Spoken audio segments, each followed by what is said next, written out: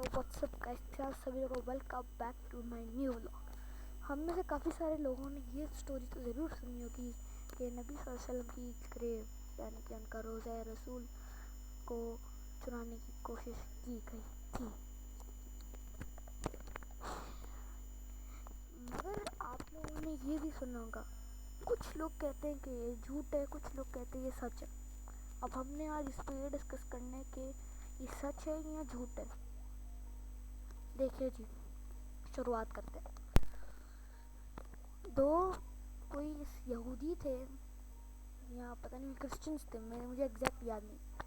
नबी सल्लल्लाहु अलैहि वसल्लम का जिस्म मुबारक चोरी करने की कोशिश किया।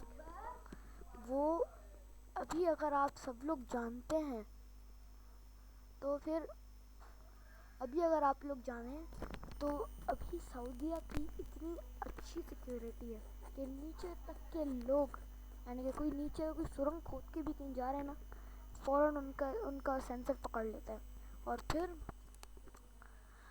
उस ज़मीन को ही खोद कर वापस सब कुछ होता है। मगर सवाल हमारे पास पुराने ज़माने का आता है, क्योंकि पुराने ज़माने में तो कोई सीन ही नहीं होता था। दो यहूदी थे या क्रिश्चियंस थे, कुछ ऐसे ही थे, हाँ क्रिश्चियंस थे। वो सऊदीया में आए हुए थे, मदीना में रह रहे थे, मदीना मुनव्वरा में।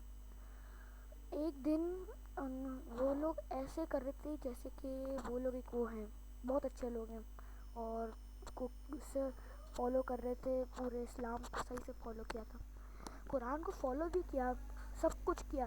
कर ऐसे रहे थे कि जैसे वो लोग एक असल मुस्लिम है, जबकि वो था नहीं।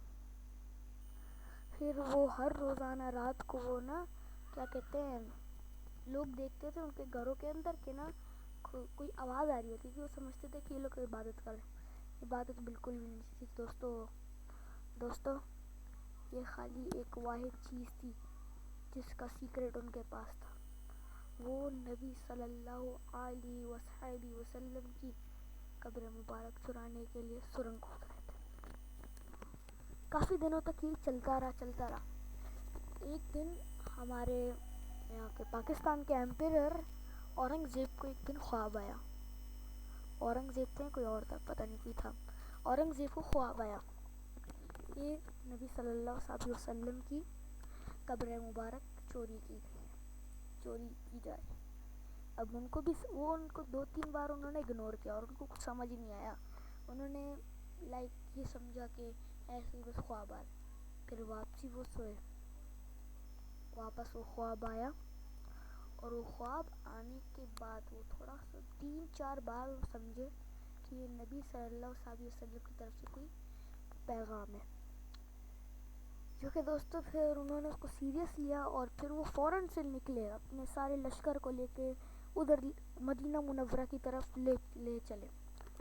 उधर जो पहुँचे तो उन्होंने एक यानी कि प्लान किया था, और फिर उन्होंने एक ना ये प्लान था कि वो सबको दावत दे रहे थे। अब दावत तो दी, लेकिन उसमें उन्होंने कहा था सबका आना ज़रूरी है। इसमें से वो 2 लोग बिल्कुल भी नहीं है। बाकी सारे खाना पीना दावत सब कुछ पूरी करके चले गए और वो ही 2 नहीं है खाली।